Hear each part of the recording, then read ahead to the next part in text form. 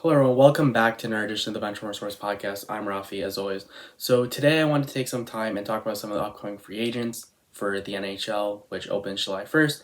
I wanted to discuss 11 players, where I think they're going to wind up, what contracts I expect them to sign. So if you guys like my predictions, let me know in the comments. If you guys think something else is going to happen, they're going to sign a different deal, go to another team. Also, be sure to comment.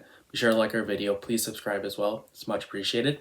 So before we get into some of the free agents I have, what contracts, where I think they wind up going, I wanted to hit on three players that I think are pretty set in stone where they're likely going to wind up. So I just want to hit on them real quickly because I don't think there's too much discussion. So starting off with the two Boston Bruins players, you have Patrice Bergeron and you also have David Krejci. Both had really good seasons. I think Krejci is more likely to re-sign with Boston than Bergeron, but I think for both of them, it's you either re-sign with the Boston Bruins or you wind up just calling it quits and retiring. Both had absolutely amazing careers. And another player too I want to discuss very briefly is my Chicago Blackhawks, Jonathan Toews. I wouldn't be shocked if he signs a one-year deal somewhere, kind of similar to a Corey Crawford situation where he likely retires midway through the season. But I also wanted to throw his name out there because those players are some of the more higher point producing players in this free agency class, which is pretty bad overall. So Jonathan Toews, I think he's likely going to retire, but I wouldn't be shocked if he signs a one-year deal.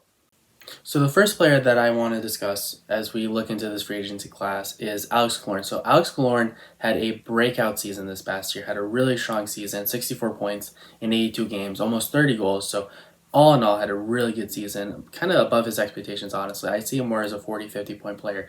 And I don't think Tampa Bay is going to be able to retain him. He can play a little bit of center, but I expect him more on the wing.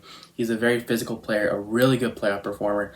And I wouldn't be shocked if a team like Detroit with Steve Yzerman's familiar with the Tampa Bay Lightning. He's familiar with all their players as he was the GM just a few years ago, now moving to Detroit. I wouldn't be shocked if he offers Killorn somewhere around a 3-year contract for $6 million each year. I expect Killorn to get a nice payday, and he's only 31, 32, 33 years old actually, so that takes him till he's 36 years old. I still expect him to be a high-end player, even though you lose some of the physicality as you get older. So I expect Alex Killorn to potentially go to the Detroit Red Wings and reunite with Steve Yzerman. Patrick Kane, the guy who I'm wearing, my favorite player in the NHL, my favorite athlete of all time. And unfortunately, I'm sorry, Blackhawks fans, and I hate to say this as well, but I don't see Patrick Kane coming back to Chicago. I think he's made it very clear that he's closing the book on his time with the Chicago Blackhawks and looking towards potentially joining another team. And this seems going to sound a little crazy, but you know what? The cap space just might work for them, especially if they can get rid of Mikael Granlund and offload him to maybe potentially the Chicago Blackhawks, funny enough. I think Patrick Kane is going to want to stay in the New York area, and I think he would like to stay with the Rangers. I just don't see with their cap. You have to re-sign Condre Miller, who was a great defenseman for them this year. Definitely a top 4 D-man with upside. Might get $6 million. Alexi Lafreniere, another guy, young player that you're going to expect the Rangers to re-sign. I have Patrick Kane going to Pittsburgh. Now, this is a crazy take, and I don't feel too confident on this, but Patrick Kane is still a playoff performer, and you have a guy then who you could put alongside Evgeny Malkin or Sidney Crosby. You can't tell me you wouldn't want to see a Patrick Kane-Sidney Crosby duo. I think this could really work out. Pittsburgh's trying to keep the contending window open.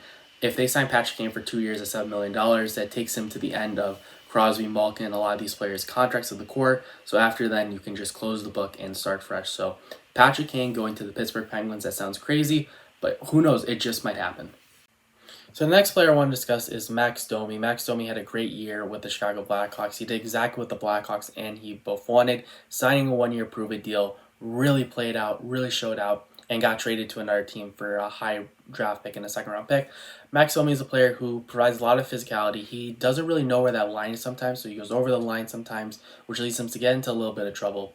But I really do like Max Domi. I thought he grew on me a ton during the season. And I have him sticking around in Dallas on a 5x5. I think Dallas really liked how he played in the postseason. I think they're going to do whatever they can to keep him in town. I think by trading a couple guys out, the money works out if you can just move a couple guys. So I think it's reasonable to think Max Domi can return to Dallas. I think he liked it there by all indications. So Max Domi on a 5x5, I think it's a good fit for both sides.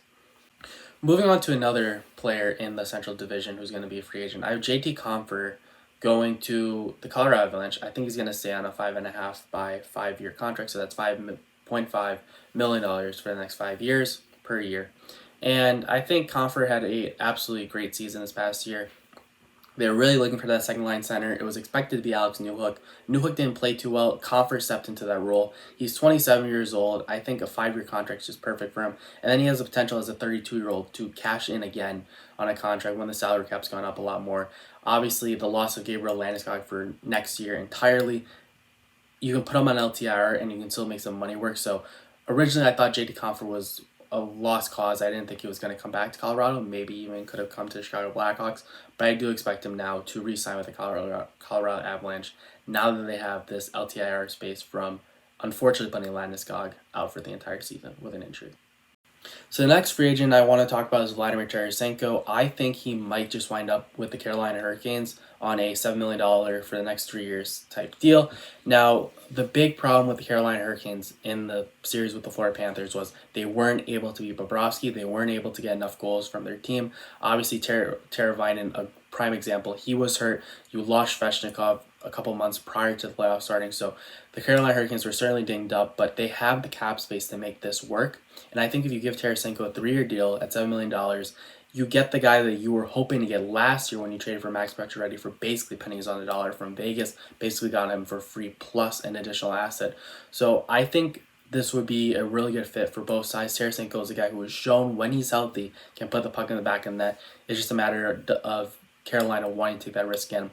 But when you're chasing the Stanley Cup, you want a guy with cup experience. You want a guy who can put a bunch of goals in the net. And I think, once again, if Tarasenko is healthy and maybe some sheltered minutes help with that, I think Tarasenko could be potentially the player that puts the Carolina Hurricanes over the hump into contending for a Stanley Cup and maybe making the Stanley Cup final in future years. Next up, staying with players that were traded by the St. Louis Blues at this past trade deadline, Ryan O'Reilly is a player that I don't expect to re-sign with the Toronto Maple Leafs. I think he's likely going to hit the market, see what the best fit is. Ryan O'Reilly didn't have too many points in comparison to his past couple seasons with the Blues and obviously back in his time in Buffalo. But I think that Ryan O'Reilly is the type of player that you really want on a young team that is looking to get over that hump and really cement themselves as a true playoff contender. And you know what? This team has a lot of money to enter this free agency class. And I wouldn't be shocked to see Seattle Kraken go and give Ryan O'Reilly a $6 million per year for the next 3 years contract offer, which I think Ryan O'Reilly would sign. Ryan O'Reilly, once again, a veteran player. He has the toughness. He doesn't wear a visor, one of the only few players in the league who still doesn't wear one, as it recently was a rule a couple of years ago that all players needed to wear one. I think Ryan O'Reilly would be a great fit for Seattle. He provides excellent center depth, and you have a young superstar in Matty Beniers. What better way than to have Ryan O'Reilly kind of be a mentor for him, help him grow his 200-foot game, and also just help him learn how to carry a team and how to lead that team into becoming a true playoff contender. So I think Ryan O'Reilly in Seattle is a great fit. The cap space works, so Ryan O'Reilly to the Seattle Kraken, 3 years at only $6 million per year. So I think it's a reasonable contract for both sides. So the next player I want to discuss is Michael Bunting of the Toronto Maple Leafs. He had 2 very good seasons with the Toronto Maple Leafs. He had 50 points basically this past season, and he had 60 points around the season before. Now, Bunting is a really good player, and I think a lot of teams would really like to use him as he's a very aggressive, very physical player. He gets into those areas that a lot of players, especially on the Maple Leafs, don't like to go to. So Bunting's that kind of player.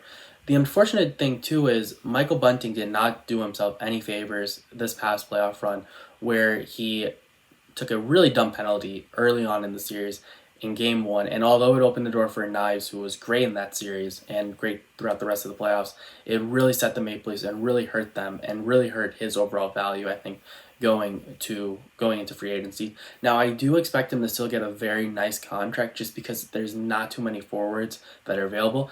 I would not be surprised if the Anaheim Ducks, a team that is really looking to get over the hump, they had a really down year this past year. They're expected to be taking that next step to get closer to playoff contention. They took a step back this past year. They made some changes with their head coach. Bunting, I think, is a great player to add to that team, a great player to add to your top 6, pair alongside some of your younger players in McTavish, Troy Terry, Trevor Zegras just as examples.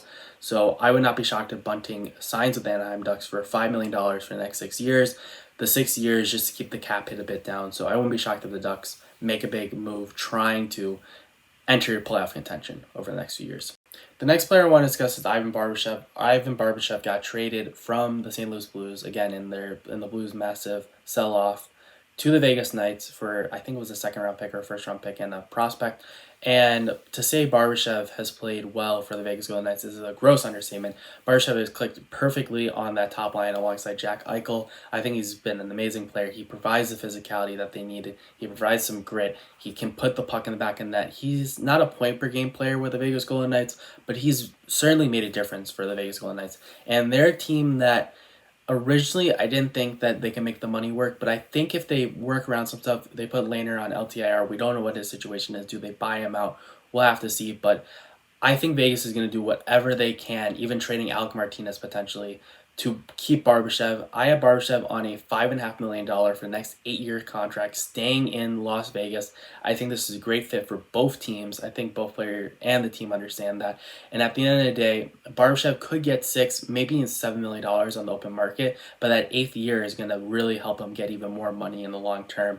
He's going to be 27, 28 this upcoming season, so you cash in, you get a contract extension until you're 36. I think it makes sense for both teams. Barbashev gets a cash in, and Vegas gets a great piece for their top six to pair alongside Jack Eichel, Riley Smith, William Karlsson, whoever else they decide to put alongside Barbashev, who is a great playoff performer.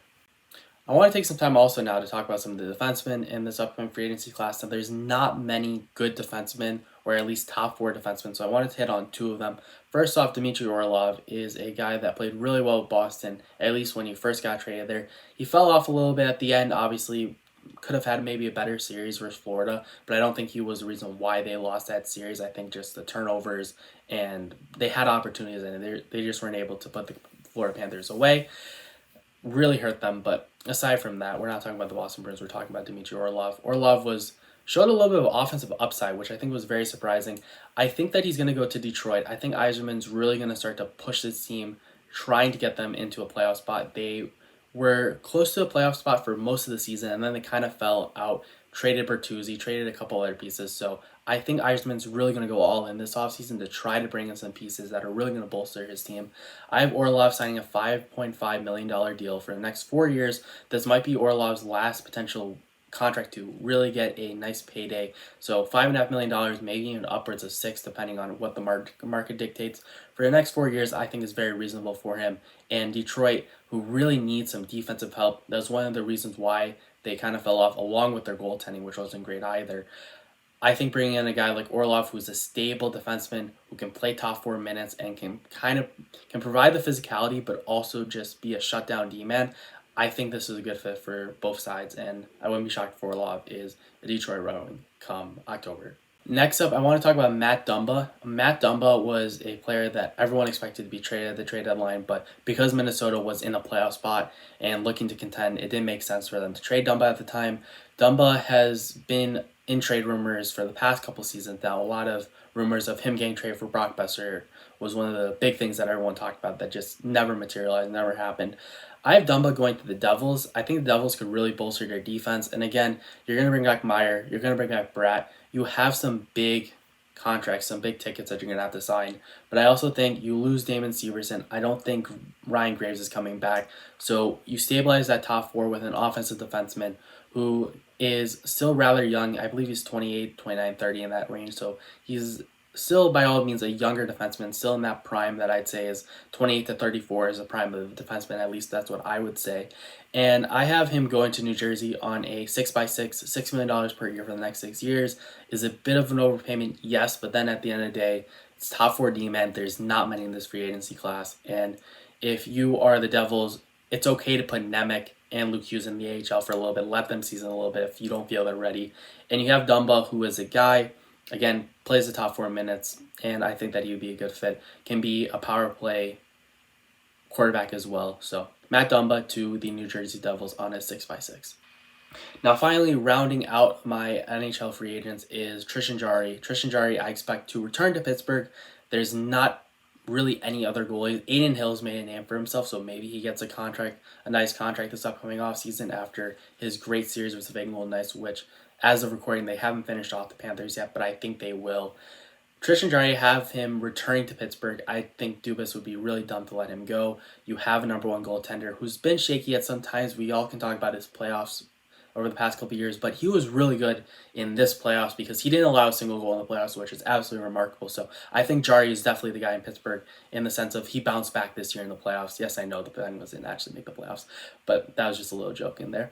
Tristan Jari, I expect him to return to Pittsburgh on a 5x5. He's still young. I still think that he's a really good goalie, and I think Pittsburgh would be really foolish to let him go. If they let him go, I think he could potentially get even more on the open market, but I think a 5x5 suits both sides very well.